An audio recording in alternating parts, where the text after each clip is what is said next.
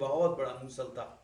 वो जब बैल की कमर में मारता था तो बैल की कमर झुक जाती थी और बैल बहुत बुरी तरीके से टकराता था और गाय भी चिल्लाती थी।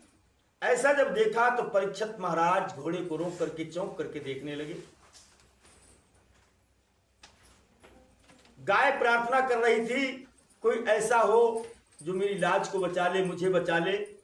प्रार्थना कर रही थी। उसकी दर्द भरी पुकार को जब राजा परीक्षित ने सुना तो फौरन हाथ में तलवार लेकर के खड़े हो जाते हैं और उस काले कुरूप चांडाल के ऊपर तलवार तान करके खड़े हो जाते हैं और कहते हैं, बस सावधान हो जा पिशाच, अब आगे मत बढ़ना, वरना तू मेरे हाथों से मारा जाएगा। तूने जो हाथ गौ के ऊपर उठाया है, बैल के ऊपर उठाया है, वो भुजा तेरी मैं अभी काट दूंगा। उस चंडाल को ललकार करके बैल को चुमकारा, गाय को चुमकारा और पूछा, गाय बैल से तुम कौन हो?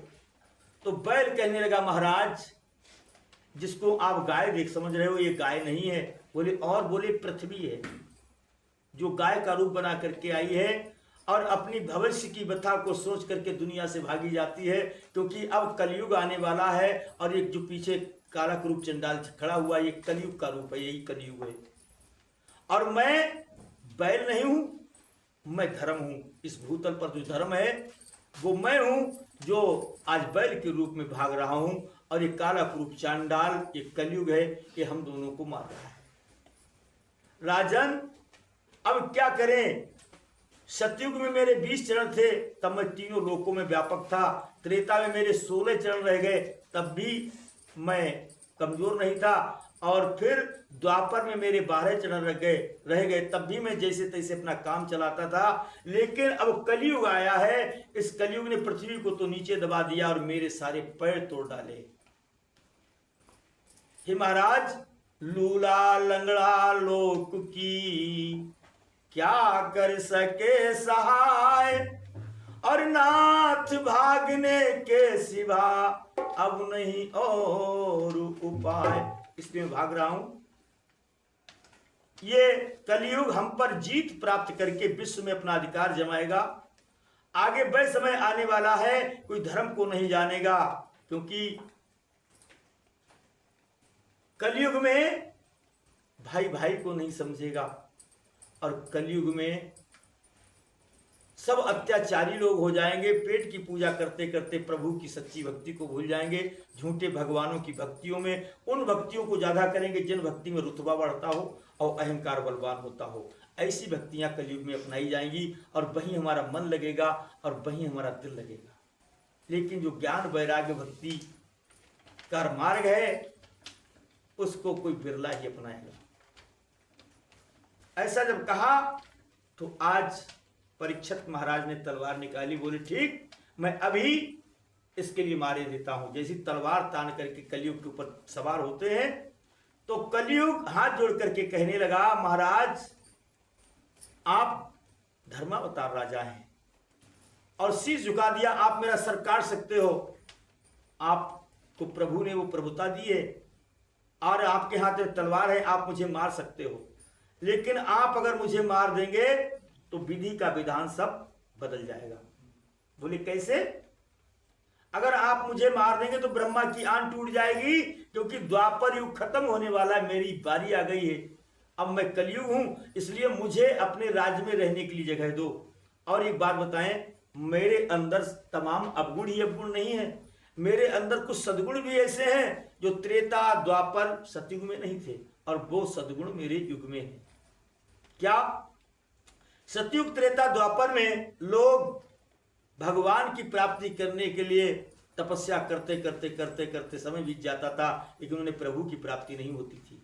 लेकिन मेरे युग में ऐसा नहीं है। मेरे युग में तत्क्षण काम होगा, तत्क्षण काम होगा, इसलिए बहुत जल्दी काम होगा। इधर राम कहो और आराम तत्क्षण मिलेगा। इसलिए महाराज आप मुझे मार करके गाय और बैल का दुख तो दूर कर सकते हैं, लेकिन ब्रह्मा जी की आन टूट जाएगी। जब ऐसा कहा तो तलवार को रोक लेते हैं परीक्षित और कहते हैं, ठीक है, मैं तुम्हें कुछ जगह देता हूं, वहां पर जाकर के तुम वास करो। और वो जगह कौन सी बताएं? जहां जुएबाजी होती हो, जहां झूठी गप्पें चलती हो, जहां संत महापुरुषों का अपमान किया जाता हो, जहां पर वेश्याएं नाचती हो, जहां शराब की प्यालियां चलती हो, वहां पर जाकर के तुम वास करो। कलयुग कहने लगा महाराज इतनी जगह मेरे लिए कम है, कुछ और जगह दे दो। क्योंकि कलयुग सोचने लगा जो कलयुग का पहला राजा है पहले उसी के ऊपर आक्रमण किया जाए, फिर मैं विश्व में अपना राज कायम कर सकता हूं। तो परीक्षित महाराज ने नहीं विचारा और कह दिया ठीक है आप सोने में वास करो। सोने का मुकुट पहने हुए थे राजा परीक्षित, आदेश दिया तो उसने सूक्ष्म रूप बनाया और राजा परीक्षित के मुकुट में सवार हो गए। राजा परीक्षित के मुकुट पर जब कलयुग सवार हो गया, अब संगत परीक्षित महाराज को किसकी मिल रही है? कलयुग की। कलयुग के अंदर अवगुण ही अवगुण है। ये अहंकार जो है ना, ये अहंकार भी कलयुग है, ये अहंकार भी कलयुग है। अगर इस आत्मा की, जीव आत्मा की अगर आप रिहाई चाहते हो, कल्याण चाहते हो, तो इस अहंकार की संगत से बचा के रखना।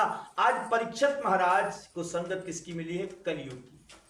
और कलयुग जैसे ही सवार हुआ, उसने फौरन एक उस जंगल में देखा कि एक साधु बैठा हुआ है और राजा परीक्षित को प्यास लगी। राजा परीक्षित उस साधु के आश्रम पर पहुंचे और कहा, महाराज, महात्मा जी मुझे प्यास लगी, पानी दो। अंदर गए, लेकिन महात्मा जी भगवान के ध्यान में ध्यानस्थ थे, बैठे हुए थे। उन्हें वो अंध समाधि स्थल पर बैठे हुए थे, उन्होंने कुछ ध्यान नहीं दिया। इधर राजा परीक्षित को संगत मिली हुई थी कलयुग की। वैसे बड़े न्यायी राजा थे, साधु महात्माओं को बड़ा आदर सत्कार सम्मान किया करते थे, लेकिन आज उनके ऊपर कौन सवार है? कलयुग। मतलब जब हमारे ऊपर अहंकार सवार होता है तो सब बात बुरी लगती है हमारे लिए। बस हमारे सम्मान की बात हो, हमारी तारीफ की बात हो, तब बड़ी अच्छी लगेगी। आज राजा परीक्षित को फौरन लगा, इस साधु ने मेरा अपमान किया है, मैं फला जगह का राजा हूं, इसने नजर उठा करके मुझको नहीं देखा। आज तक इतना बड़ा अपमान तो मेरा किसी ने किया ही नहीं जितना बड़ा अपमान इस साधु ने किया है। मुझे देख करके आंखें बंद कर ली, ऐसा ढोंग दिखा रहा है, अरे मैं काना नहीं हूं, कुरूप नहीं हूं, इस पृथ्वी पर निसंतान नहीं हूं, जो ये मुझे देखना पसंद नहीं करता है। इस अपमान का बदला मैं अभी लेता हूं। एक सर्प को मारा और ऋषि जी के गले में डाल दिया। क्या नाम है उनका? कुछ लोग उनको विभांडा ऋषि भी कहते हैं, कुछ लोग उनको लोमस ऋषि भी कहते हैं। उनके गले में डाल दिया और खुद चले आए घर पर आए, जैसे मुकुट उतार करके रखा और बाद में लगा, जब मुकुट उतरा, संगत दूर हुई, बाद में लगा आज मैंने क्या कर दिया, आज तो मैंने बहुत बड़ा एक साधु का अपमान कर दिया और इतना बड़ा घोर पाप तो मुझसे आज तक नहीं हुआ। अब पछताने लगे, हे प्रभु अब क्या होगा, एक सच्चे साधु का अपमान मेरे द्वारा हुआ है, हे प्रभु इसका दंड मुझे दीजिए। क्योंकि अब कलयुग सर के ऊपर से उतर गया, कलयुग उतर गया। इधर कुछ ऋषि मुनि महात्माओं ने जाकर के लोमस ऋषि के पुत्र श्रृंगी ऋषि को बताया, जाकर के वो गंगा में स्नान कर रहे थे नदी में, अरे तुम यहां स्नान कर रहे हो, तुम्हारे पिताजी के गले में राजा परीक्षित ने सर्प मार करके डाल दिया है। इतना जो पता लगा तो श्रृंगी ऋषि तो बड़े क्रोधी ऋषि थे, ब्रह्मचारी थे, उन्हें फौरन क्रोध आया और हाथ में जल लिया और वही श्राप दे दिया खड़े होकर के, राजा परीक्षित जिस तक्षक को मार करके तूने मेरे पिता के गले में डाला है, आज से 7वें रोज वही तक्षक तेरा काल बनेगा।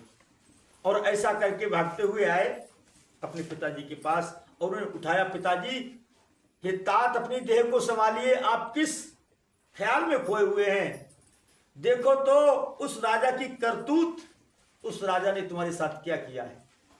एक बूढ़ा ही साधु उसको मिला था मजाक करने के लिए, लेकिन पिताजी आप चिंता ना करें, मैंने उसको उसका दंड दे दिया है, मैंने उसे श्राप दे दिया है कि जिस तक्षक को मार करके तूने मेरे पिता के गले में डाला है, आज से 7वें रोज वही तक्षक तेरा काल बनेगा।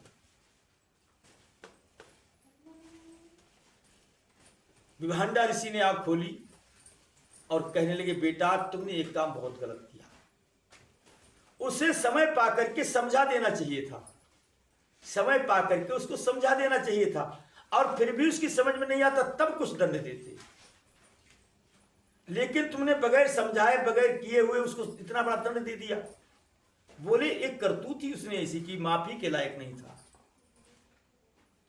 इसलिए अरे बोले वो बहुत ही न्यायी राजा है परीक्षित, बड़ा ही न्यायी राजा है। हकीकत बात तो यह है, उसका जब तक राज है तब तक हम आप सब लोग निर्भय होकर के इस जंगल में बैठ करके भगवान का भजन सुमरन कर रहे हैं।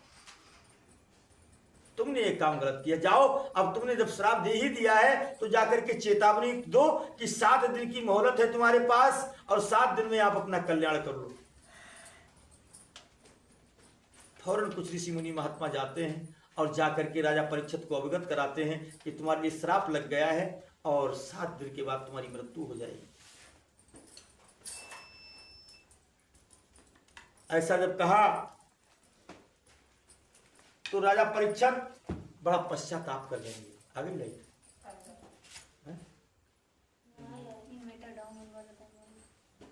आप तो भाई इसने कभी कमाल करते हैं।